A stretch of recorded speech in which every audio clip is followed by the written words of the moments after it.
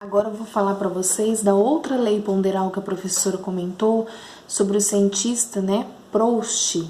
A gente chama lei de proporção constante ou também a gente chama de proporção definida.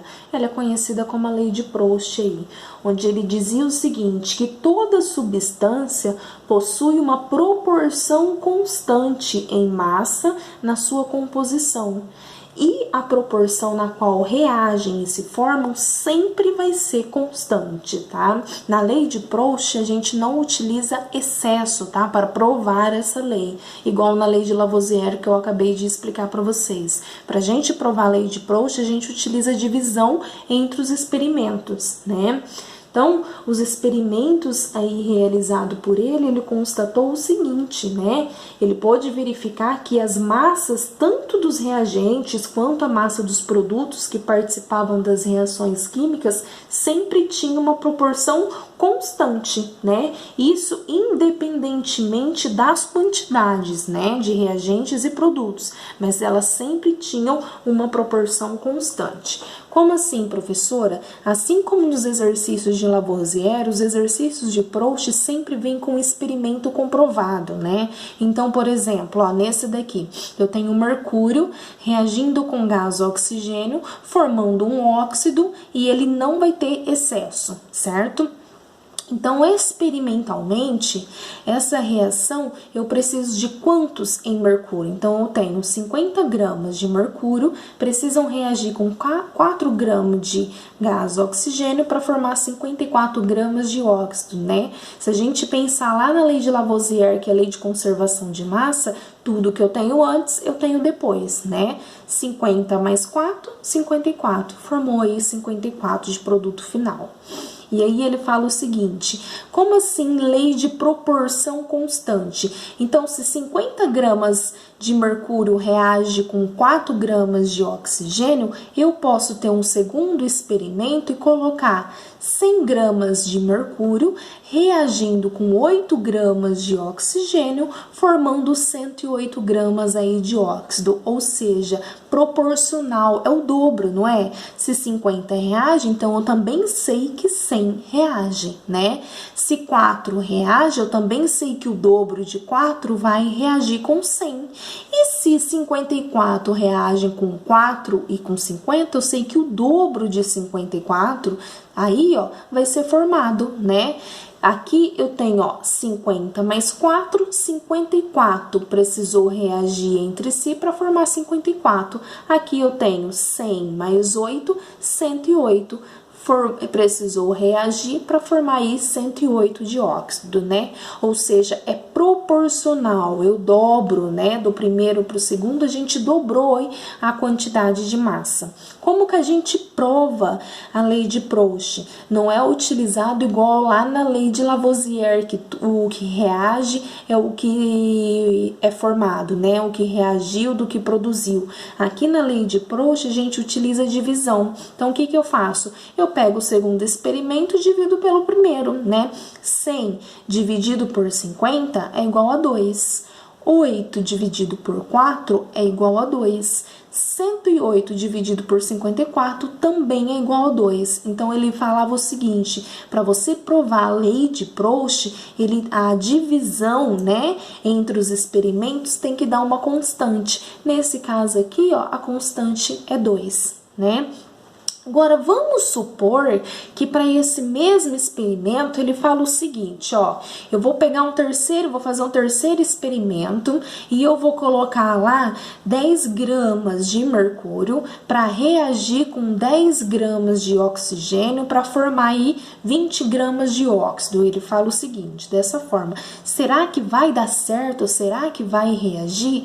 Como que a gente vai descobrir isso? É sempre por regrinha de 3. Então, vamos pensar o seguinte, experimentalmente, que é o primeiro exercício aqui, ele fala o seguinte, eu preciso de 50 gramas de mercúrio para reagir com 4 gramas de oxigênio.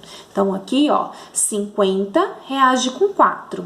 Aí, ele falou assim, se eu colocar 10 gramas de gás oxigênio ao invés de 4, Se eu colocar 10 gramas de gás oxigênio, será que vai reagir reagir com esses 10 gramas de mercúrio é o que a gente vai descobrir.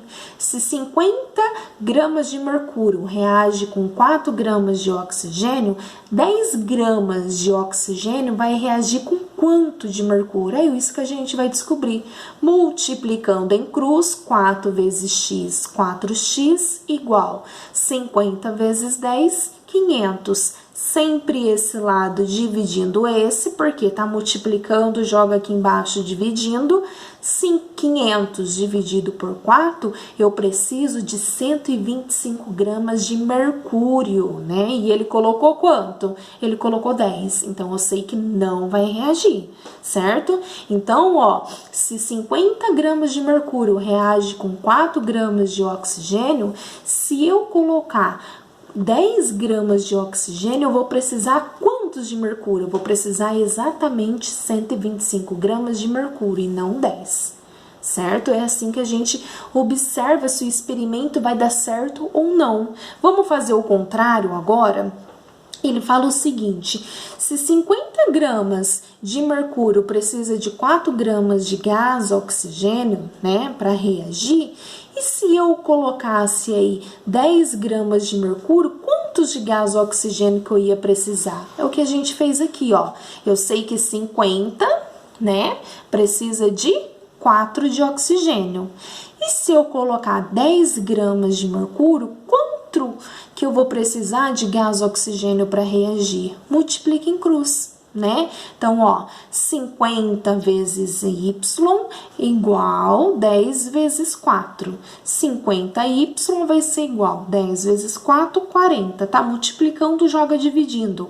40 dividido por 50 vai dar 0,8 de gás oxigênio. Então, ele fala o seguinte: 50 reage com 4. Se eu colocar 10 gramas de mercúrio, eu vou precisar de 0,8 de gás oxigênio. E quantos que ele havia colocado? Ele havia colocado 10 gramas. Então, vai reagir? Vai, porque eu tenho 10, né? Eu tenho a mais. É aí que a gente também consegue determinar quem que está em excesso, né? E quem que vai sobrar aí, quem que vai ser o reagente limitante, quem que vai ser o reagente que vai estar em excesso, né? Porque ele falou o seguinte, ó, olha só nessa reaçãozinha aqui. Ele falou assim, os 10 gramas de mercúrio, ele vai reagir com quantos de gás oxigênio? Somente com 0,8. Se eu somar as duas, eu vou ter um produto final de 10,8, certo? Então, esses 10 gramas não reagem com os 10. Eu coloquei quantidade a mais, né? Ele vai reagir somente com 0,8. Vai sobrar aí, ó, um reagente em excesso. Vai sobrar 9,2 gramas de gás oxigênio, porque ele não vai reagir com esse total de 10. E sim com 0,8, né? Quem que vai ser o reagente limitante? Aquele que não está deixando a reação acontecer? Simplesmente o mercúrio, né? Porque o mercúrio fala assim, os meus 10 gramas reagem somente com 0,8. Se você colocou 10, eu não vou deixar acontecer a reação química, né?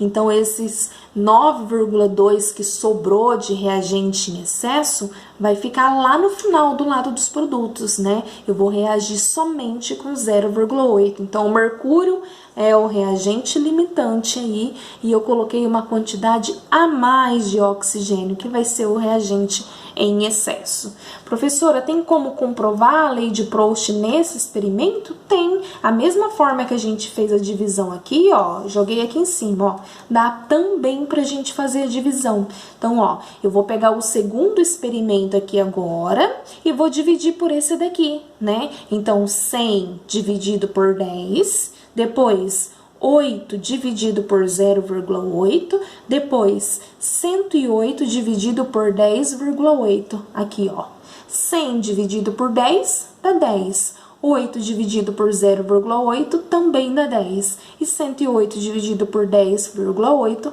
também vai dar 10. Então, é comprovado a lei de Proust se na divisão entre experimentos der uma constante. E aqui também deu uma constante, todos igual a 10. Igual aqui, ó, todos igual a 2. Então, é assim que a gente resolve, aplica e prova aí a experiência, né? A lei de Proust, que é a lei das proporções constante. Eu posso ter vários experimentos aí, né?